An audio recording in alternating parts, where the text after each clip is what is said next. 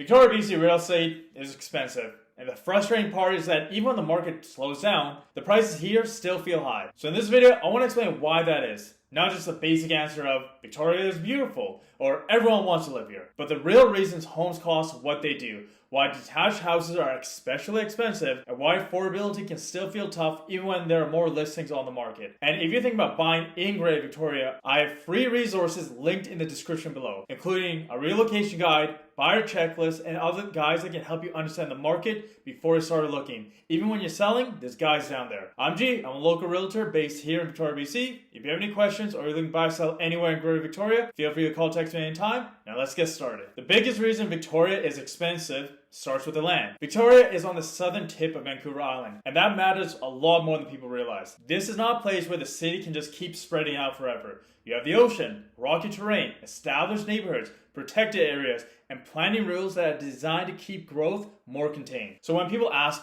why homes cost so much here, part of the answer is that the land itself is limited. In some cities, when demand increases, the city can just keep pushing outward and building more subdivisions. Victoria does not work like that in the same way. Even in the areas that have grown quickly, like Langford and Colwood, development is still shaped by hills, rocks, roads, servicing, and what the land can realistically handle. And in the core areas, most of the land has already been built on for decades. You're not buying into a blank canvas. You're buying into neighborhoods that already exist, where every lot has history, infrastructure, neighbors, roads, and a certain amount of scarcity built in. That's why older homes in Victoria still can be expensive when the house itself needs work. A buyer might look at a property online and think, how's that house worth that much? But in a market like Victoria, the value is often not just structure. A huge part of the value is the dirt beneath it. A huge part of the value is the dirt underneath it. The location, the fact that there are only so many properties like it. That is especially true with detached homes.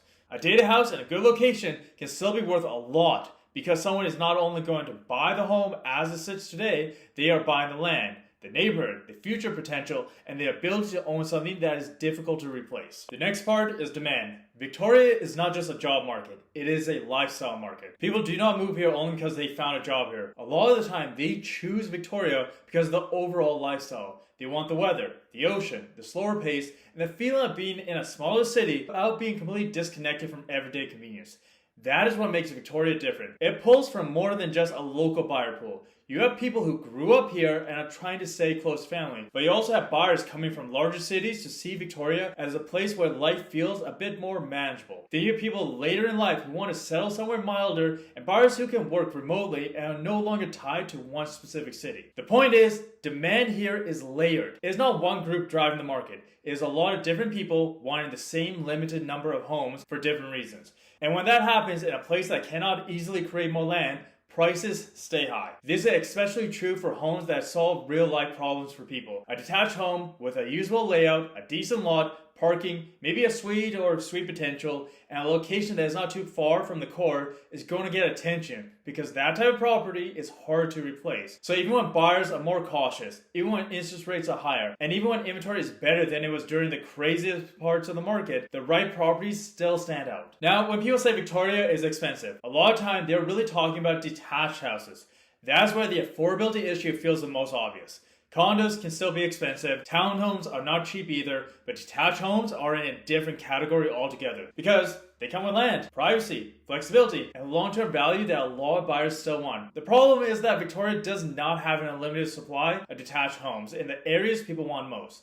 That's why the benchmark price for a single-family home in the Victoria core, being around the $1.3 million range, feels so shocking to a lot of buyers. It is not just a number on a market report. It changes what people can actually afford, where they can search, and what compromises they have to make. And this is where the market gets difficult. A lot of buyers still picture the detached home as the goal. They want space, they want separation from the neighbors, and they want flexibility to grow into the home over time. But there's only so many homes that fit that picture. So the detached houses becomes the most precious part of the market. It is the product a lot of people want, but it's also the product that is the hardest to create more of, especially in established neighborhoods. That's why a house in Saanich, Esquimalt, the main part of Victoria, View Royal, or Oak Bay can look expensive compared to what the same money will buy in other parts of Canada. You're not just comparing square footage. You're comparing a limited land-based property in one of the most desirable parts of the country. Another reason Victoria stays expensive is because new housing is expensive to create. People often say just build more houses. That'll solve the problem. And yes, more housing matters. Long-term, supply is a big part of the solution. But the part people miss is that building in Victoria is not cheap. Before a buyer even walks into a finished home, there's already a massive amount of cost built into that property. The land has to be bought, the project has to be designed, approvals take time, construction has to be financed, and the actual building process is expensive. So even when new supply gets added, it does not always come to market at a price that feels affordable. That is one of the biggest misunderstandings about real estate. People assume that if more condos or townhomes get built, prices should immediately become more reasonable. But if the land was expensive, the construction was expensive, and the financing was expensive, the final product is going to reflect that. That's why new construction often enters the market at a higher price point. It helps add options, and over time that matters. But it does not mean brand new homes suddenly become cheap. And this also supports the value of existing homes. If replacing housing is expensive, then older properties with good layouts, usable land, or renovation potential can still hold a lot of value. That's why buyers cannot just look at age or finishes and assume a home should be cheap. In Victoria, replacement costs and land value both play a major role. Now on the other side, Victoria and other municipalities have been trying to allow more housing. That is important, and it does matter. But zoning changes do not instantly create homes. A rule can change on paper, but someone still has to make the project work in real life. The owner has to want to redevelop. The property has to be suitable. The numbers have to make sense. The construction costs have to be manageable. And even then, the process takes time. This is why housing supply does not turn around overnight. A lot of neighborhoods in Victoria were built around single-family homes. The pattern has existed for many decades. So even if the rules now allow more density in certain areas, it takes years for that to actually show up in a meaningful way. And not every lot is a good redevelopment lot. Some properties have slope issues, some have tree issues, some already have homes that are still very usable, and some owners simply do not want to sell or build anything new. So yes, zoning reforms helps, but it's not like a magic switch you can just turn on and off and change things. It can create more opportunity over time, but it does not suddenly make Victoria affordable the next month. That's part of why the market can feel stubborn. Supply is slowly changing, but the pressure has been building for a very long time. Then another reason Victoria feels so expensive is that affordability is not only about the price of the home, it is about the monthly cost of owning it. A buyer might see a home and think the price is already high. Then they run the numbers with the mortgage payment, property taxes, insurance, utilities, maintenance, and even possible strata fees. That is when the reality really hits. This is why interest rates had such a big impact. In a market where prices are already high, even a change in borrowing costs can completely change what a buyer qualifies for and what they feel comfortable paying each month. That is also why the market can feel confusing. A buyer might hear that conditions are more balanced, listens to staying longer, or sellers are more open to negotiations. But when that same buyer looks at the actual monthly payment, it can still feel expensive. Both things can be true. The market can be calmer than it was before, and still be hard to afford. More inventory gives buyers more choice. It does not automatically make the payments more comfortable. And that is the part that matters most.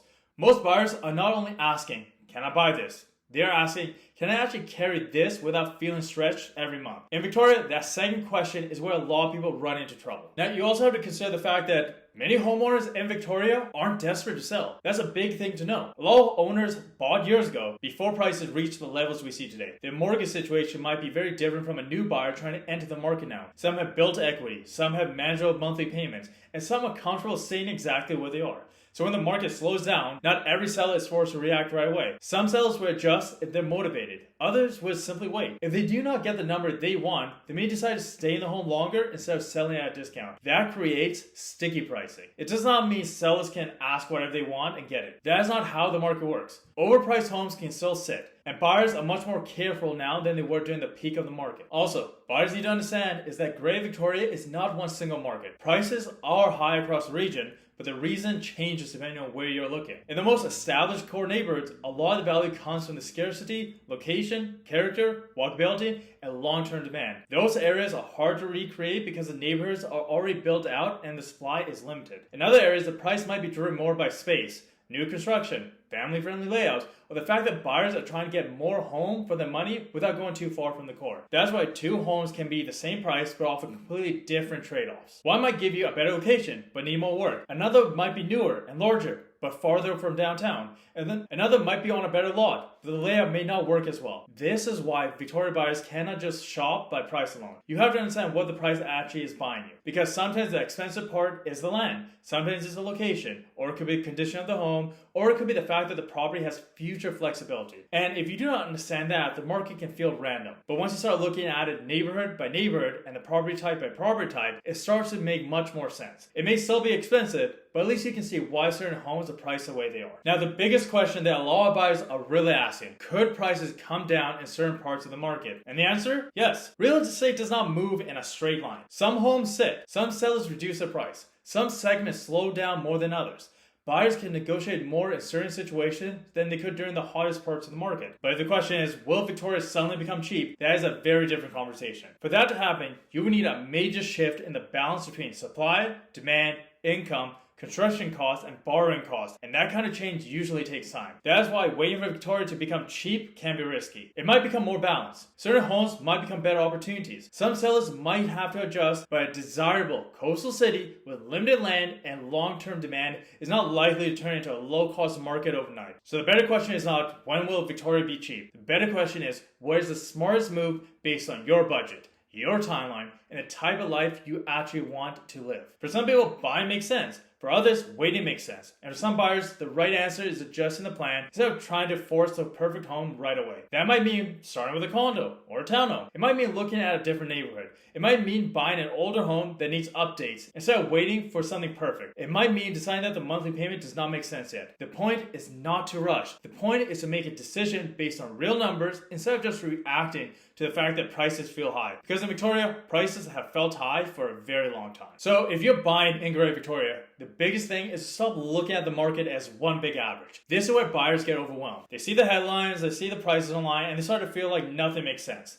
But the market becomes much clearer when you narrow it down to your actual situation. What can you afford monthly? What property type are you looking for? How long do you plan to stay? How much work are you willing to take on? Which neighborhoods actually fit your lifestyle? Those questions matter way more than the average price. A buyer looking for a condo, say near the Victoria core, is not dealing with the same market as someone looking for a detached home specifically in San. Someone moving up from a property they already own is in a different position than someone trying to buy their first home. A buyer who needs a suite will look at a value differently than someone who just wants something simple and low maintenance. So the strategy has to match the situation. In this market, the buyers who do best are usually the ones who are clear before they start. They know the numbers, they understand the trade-offs, and they do not waste months chasing a version of the market that does not exist. That does not mean they overpay. It means they understand where there is flexibility and where there is not. Because Victoria is expensive, but it's not impossible to navigate. You just need to be honest about the trade-offs. So, why is Victoria BC real estate so expensive? The simple answer is that Victoria has a lot of demand and not enough easy supply. But the deeper answer is that the land is limited.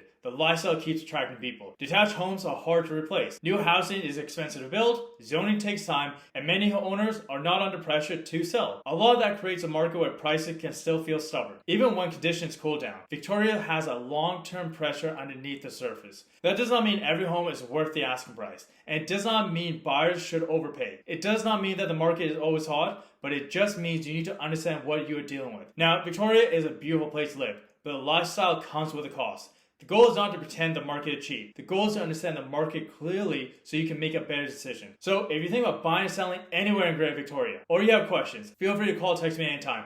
I'm G, my info is down below, and make sure you check out the description below. Tons of free resources for buying or selling that can really help you. Relocation guide, buyer checklist, upsizing guide, seller staging guide. There's so many free resources I've provided just to help you out. Now, make sure to subscribe to stay updated with future videos. Drop a comment about any questions you have. And also, like the video if you enjoyed it. And make sure you stick around for the next video. And I'll see you next time.